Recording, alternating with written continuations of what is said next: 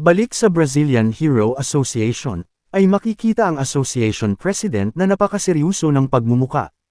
Nangingitim ang dati niya ng maitim na muka, hindi makapaniwala sa kanyang narinig. Inaasahan mo ba talaga na paniwalaan ko ang sinabi mo? Seryosong tanong ng association president. Makikita na ang kausap niya ay walang iba kundi si Juyon, kasing ganda pa rin ng dati. Sinabi niya na posible daw talaga ang sinasabi niya lalo na kung ang pinag-uusapan ay si Dojan. Sinasabi mo ba na isinara ni Dojan ang lahat ng rift zones ng nag-iisa? You expect me to believe that? Wika ng association president na ayaw pa ring maniwala.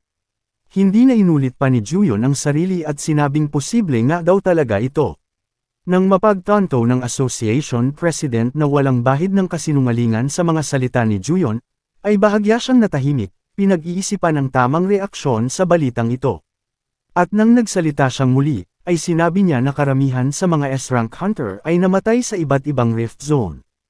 Classified information ito pero ibinahagi niya pa rin kay Juyon. Ngunit di inaasahan, ay hindi nagulat si Juyon sa revelasyong ito. Base sa naranasan niya sa loob ng Santarem Rift, ay hindi na ito nakakabigla. Inamin niya pa nga na kung hindi dahil sa tulong ni Dojan, ay siguro ay isa na siya sa mga S-rank hunter na namatay sa loob ng rift. Napabuntong hininga ang association president, hindi lubos mo-ari ang nangyayari.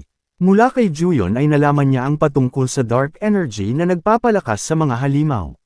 Ngunit ang hindi niya talaga mapaniwalaan ay ang sinasabi ni Juyon na sa kabila ng mga halimaw na pinalakas ng dark power na iyon, ay sinasabi pa rin niya na mas malakas pa rin si Dojan.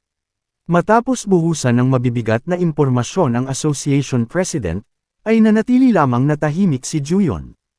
Ngunit biglang naalala ng association president na base sa nakaraang ulat, ay marami naman daw mga rift ang matagumpay ng naisarado. Napaisip sandali si Juyon at sumagot na siguro ay hindi pa lumitaw ang dark power sa rehiyon ng mga rift na iyon. Binalaan niya rin ang association president na manatiling maging alerto, lalo na't simula ngayon ay ibang-iba na ang antas ng panganib kumpara sa naunang analysis. Biglang inilabas ng association president ang kanyang iPhone 18 Pro Max at tinanong si Juyon kung totoo ba na ang tanging ang naging iba kumpara sa normal ay ang kulay ng pasukan ng rift. Sumagot si Juyon na sa kasalukuyan, ay iyon lamang ang paraan para malaman kung kontaminado ba ng dark power ang rift zone. Matapos ilabas ang kanyang iPhone 18 Pro Max Ultra, ay dali-dali niyang tinawagan ang headquarters at inutusan na tingnan muli ang kulay ng bawat rift sa Brazil ngayon din mismo. At dahil mukhang wala nang maitutulong pa dito si Juyon, ay nagdesisyon na siyang umalis, iniwan ang association president na abalang nakikipag-usap sa headquarters. Habang naglalakad, ay biglang inilabas ni Juyon ang kanyang Samsung Galaxy S25 Ultra dahil Korean siya, at tinawagan ang chairman ng Korean Hero Association na nagngangalang Tae-hwang. Sa kanilang pag-uusap, ay ibinahagi ni Juyon ang lahat ng impormasyong mayroon siya patungkol sa kakaibang mga pangyayari. Nagtapos siya sa pagbabahagi tungkol sa dark power na natagpuan nila, at nagtanong kung mayroon din pang pareho o kakaibang pangyayari sa bansang Korea. Sumagot naman ang chairman na wala pa naman siyang natatanggap na ulat sa parehong bagay, ngunit sinabi niya na magmamatsyag pa rin sila. Napakunot-noo si Juyon at inisip kung paanong kahit ang maraming bilang ng S-rank hunter ay mahihirapan pa ring labanan ang iilang halimaw na pinalakas ng dark mana. Napakunot-noo rin si chairman at nababahala sa kung ano ang maaaring mangyari kung ang isang boss-level monster ay mas mapalakas pa ng dark mana. Napagtanto niya na kung mangyari man iyon, ay siguradong magiging kasindak-sindak ang kahihinatnan. Ngunit sa kasalukuyan, ay kulang pa sila sa impormasyon. Kaya ang tanging magagawa nila ay ang paghandaan ng mabuti ang posibleng kalamidad. Balik naman kay Dojan na sa huling kabanata ay nakita nating pumasok sa panibagong rift zone. Sa kasalukuyan, ay nanatili siyang nakatayo sa ibabaw ng isang ilog kung saan matatagpuan ang puso ng rift. Base sa karanasan niya mula sa nakaraang buhay, ang mga rift na binubuo ng ilog, lawa, o mga isla, ay kadalasan matatagpuan sa ilalim ng tubig ang puso. Ngunit dahil karamihan sa mga hunter, ay hindi makahinga sa ilalim ng tubig. Sa kasamaang palad, ang mga hunter na nakakahinga sa ilalim ng tubig ay bihira lamang. Katulad na lamang ng pambansang hunter ng New Zealand, si Iron Looper. Kung si Philippine Looper ay nililibot ang Philippine, si Iron Looper naman ay nililibot ang New Zealand. Si Iron Looper ay isang national-level hunter na dalubhasa sa underwater combat. Para sa pagsarado ng mga underwater rift, ay malaki ang kinikitang pera ni Iron Looper. Possible lamang ito dahil na-awaken niya ang unique ability na underwater breathing, na nagbibigay sa kanya ang kakayahan na maging si Aquaman. Habang lumalalim si Dogen sa ilog, ay nararamdaman niya na mas lumalakas ang dark power na nararamdaman niya. Kaya wala nang paligoy-ligoy pa, ay kaagad na siyang sumisid pailalim.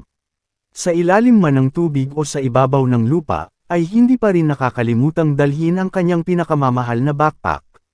Mabasa man ito, ay walang pakialam ang artist ng manhwa. Habang lumalalim, ay napansin ni Dogen na mas lalong dumidilim. Ito ba ay dahil sa dark mana? Tanong niya sa sarili. Habang mas lumalalim, ay dumarami rin ang bilang ng iba't ibang uri ng isda. Ngunit karamihan sa kanila ay minamind ang kanilang business, walang pakialam sa binatang sumisisad pailalim. Mapapansin rin natin na para maging posible ang paglalakbay na ito, ay walang nagawa si Dogen kundi ang gamitin ang teknik na hindi niya pa nagagamit simula noong Heian era. Una ay kinontrol niya muna ang buoyancy ng kanyang katawan, nang sa ganon ay hindi siya lumutang paitaas. Sunod naman ay ang resistance, kailangan ay balutin mo ang sarili mo ng mana nang sa gayon ay pati tubig ay hindi ka babanggain. At pag nagawa mo ang lahat ng iyon, ay tumingin ka sa salamin at makikita mo na kasing gwapo ka na ni Sang Jinwoo. Meron ka ng kapote nang sa gayon ay hindi ka mabasa kapag sumisid ka, lalo na yung mga naliligo sa dagat na nakasuot ng hoodie at makapal na jacket. At matapos mong sundan ang lahat ng step na itinuro ni Dogen, ay panahon naman para mag-aura farm. At tamang-tama dahil mayroon kaagad tayong test subject. Isang dambuhalang isda na may tatlong mga mata sa magkabilaan at sinimulang puluputin ang katawan ni Dogen. Ngunit sa kabila nito, ay nanatiling kalmado si Dogen. Sinuri niya ang halimaw at nakilala ito sa ngalang Arakon. At base sa laki nito, ay hindi may kakaila na punong-puno ito ng dark power. Para makawala sa pagkakagapos ng Arakon, ay biglang pinalapad ni Dogen ang kanyang mana at nagsimulang mag-super saiyan. At sa isang iglap, ay naging wasak-wasak kaagad ang katawan ng Arakon. At nang dumampi ang dugo nito sa beautiful face ni Dogen, ay napamura siya sa karumihan ng halimaw. Pagkatapos makaamoy ng dugo, ay kaagad na nagsitipon ang mga isda na parang pirana. Nanlilisik ang mga mata nito at walang pag-aatubiling nilantakan ang katawan ng Arakon.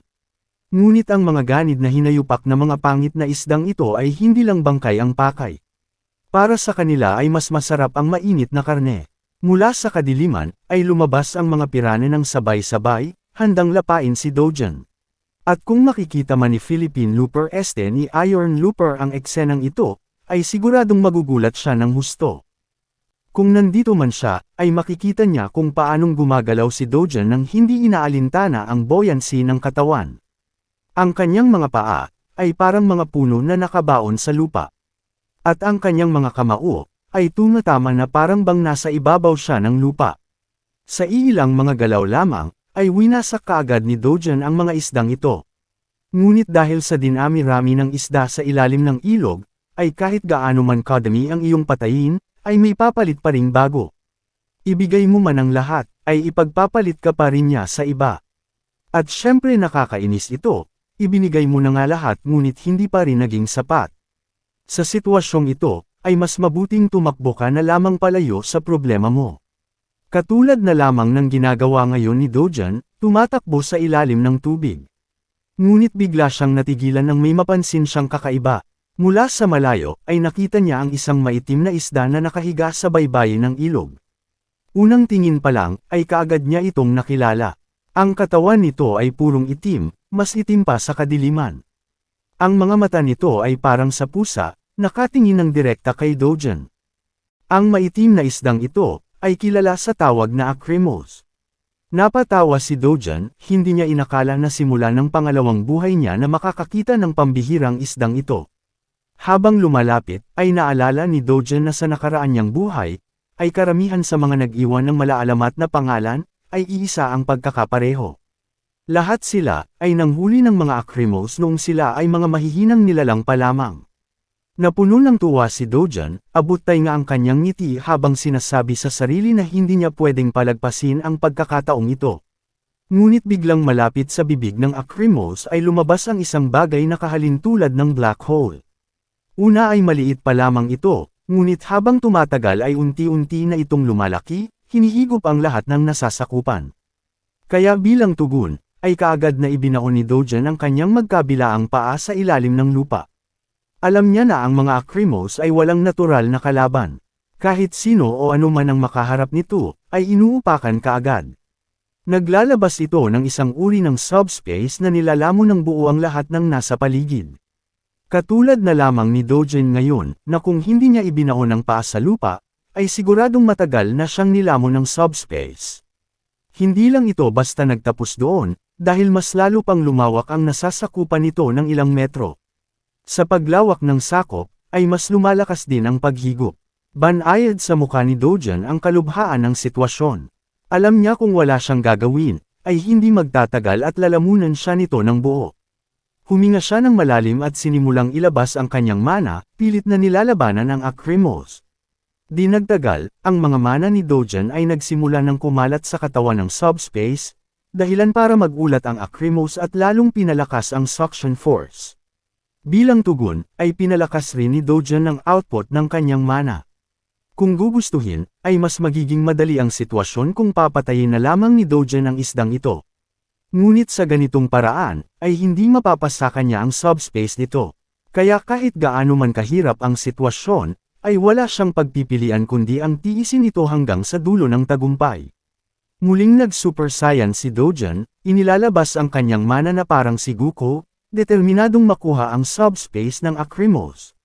At sa isang malakas na buga ng kanyang enerhiya, ay binalot nito ang paligid, lumiliwanag ang dating madilim na ilog.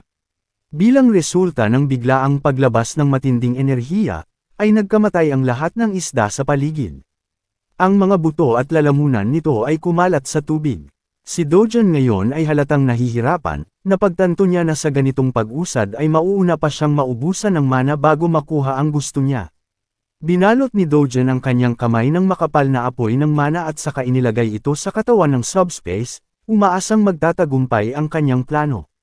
Sa prosesong ito, ay hindi lang basta inilalabas ni Dojan ang kanyang mana, dahil kailangan din niyang i-absorb ang dark mana na nakabalot sa Acrimos. Gamit ang kanyang mga palad na nababalutan ng umaapoy na mana, ay unti-unti nang natutulak ni Dojan ang dark mana. Ngunit sa proseso, ay nagulat siya nang biglang dumugo ang kanyang ilong. Kaagad na pinunasan ni Dojan ang dugo, na pamura ng mapagtantong hindi pa kaya ng katawan na ito na panghawakan ng iilang porsyento ng kanyang kapangyarihan. At dahil habang tumatagal ay mas nagiging mapanganib para kay Dojan ang sitwasyon, ay panahon na upang tapusin ang lahat ng ito. Sa huling tulak ng kanyang mana, ay bumulusong paitaas ang mataas na pader ng tubig. At mula doon, ay makikita si Dojan at ang Acrimos na lumilipad sa ere. At mula sa mga palad ni Dojan, ay makikita na matagumpay niyang nakuha ang pinakaaasam niyang gantimpala. Ito ang subspace ng Acrimos, umiikot sa kanyang palad na parang naglalaman ng sariling dimensyon. Matapos mawala ang abilidad ng Acrimos, ay nagsimula na rin itong mawalan ng kulay. At si Dojan naman, matapos ang mahabang tunggalian ay bumagsak pabalik sa ilog. Sa paglipas ng ilang mga sandali, ay makikita na papalubog na ang araw. Mula sa itaas, ay ipinakita sa atin ang apat na muka ng mga ibon, ay 5 pala. At ang kanilang tinitingnan ng may buong kuryosidad, ay walang iba kundi ang walang malay na katawan ni Dojan na basang-basa matapos dagsain ng ilog. Ngunit sa ikinagulat ng mga ibon, ay biglang nagising si Dojan na bumabahing. Dahil dito, ay nagdesisyon ng lumisan ang mga ibon. Habang si Dojan naman na tinitingnan silang lumipad palayo, ay tila hindi pa rin alam ang nangyari. Ngunit nang makita niya sa kanyang tabi ang kanyang espada at backpack na nababalutan ng tubig, ay naalala niya ang lahat. Nanatili siya doon, nakaupo at pinagmamasdan ang kanyang kamay. Pinagmasdan niya itong mabuti at sinimulang balutin ito ng mana, makapal at puno ng enerhiya. Sinuri itong mabuti ni Dojan at napagtantong mas lumakas pa ang kanyang mana kumpara noong dati. That was worth it, wika niya sa sarili. Maliban dito, ay tumingala si Dojan at tinitigan ang pangalawa niyang tagumpay. At ito ay walang iba kundi ang subspace, lumulutang ito sa ere na parang tarangkahan ng rift. Sa lahat ng kanyang nakuha sa paglalakbay na ito, ay hindi may kakailan na ito nga talaga ang pinakamalaki niyang nakuha. Kaagad niyang kinuha ang kanyang espada at inihagis ito papunta sa loob ng subspace. At ngayong hindi niya na kailangan pang dalhin palagi ang kanyang backpack, ay napaunat siya ng kaunti. Ngayong nakuha niya na ang lahat ng pinuntahan niya rito, ay mukhang wala ng ibang gagawin sa rift na ito. At kung ganoon, ay nagdesisyon si Dogen na isarado na kaagad ang rift na ito at bumalik sa hotel.